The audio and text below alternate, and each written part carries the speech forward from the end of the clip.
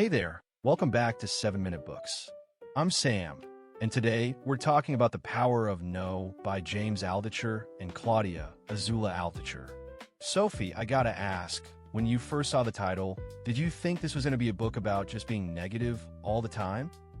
Oh, absolutely. I thought it was going to be like, say no to everything and be a hermit. But it's so not that.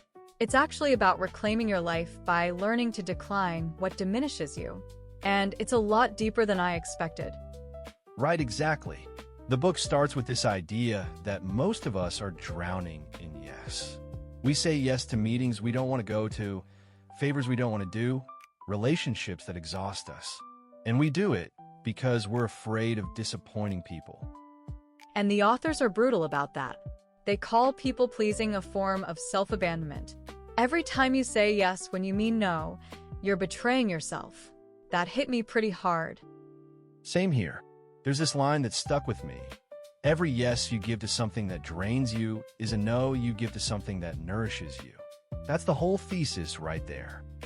Yeah, and they talk about the no muscle. Like, you have to exercise it.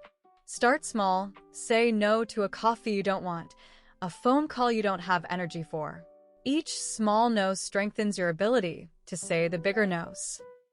I actually tried that this week. I said no to a friend who wanted to grab dinner when I was exhausted. And I felt guilty for about 10 seconds, but then I realized the world didn't end. And I got to rest. See, that's it. And they emphasize that no is a complete sentence. You don't need to justify it. You don't need to apologize. Just no. That's so freeing. But they also make a distinction between healthy no and unhealthy no. Healthy no comes from self-respect. Unhealthy no comes from fear or resentment. It's not about closing yourself off from everything. Right, the goal isn't to become a person who says no to everything. It's to say no to the things that drain you so you can say yes to the things that fill you. They talk about creativity too, that boundaries actually help creativity. Yeah, because when you say yes to everything, your time is fragmented. You have no space for deep work. But when you protect your time with no, you create room for the stuff that matters. One of the hardest parts for me was the chapter on relationships. Saying no to people you love is brutal. But they argue that healthy relationships require boundaries. If you can't say no, your yes becomes meaningless. Totally. They say that when you say yes out of guilt or obligation, it's a toxic yes. You're not doing anyone a favor. You're just building resentment. And that erodes the relationship from the inside. And they address the fear of missing out. We say yes because we're afraid we'll miss an opportunity. But the authors ask, what are you missing when you say yes to everything? You're missing your own life. That's so true. There's also this part about no and death. It sounds morbid, but they ask you to imagine being on your deathbed. Will you regret the times you said no? Or the times you said yes when you shouldn't have? Most people regret not setting boundaries.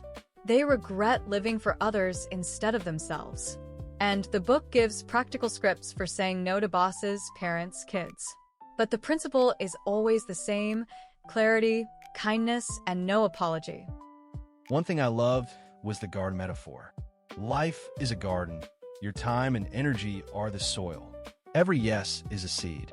If you plant too many, they choke each other out. You have to be selective. And they connect it to self-knowledge. You can't say no effectively unless you know what you want to say yes to. So it's about getting clear on your values and priorities first.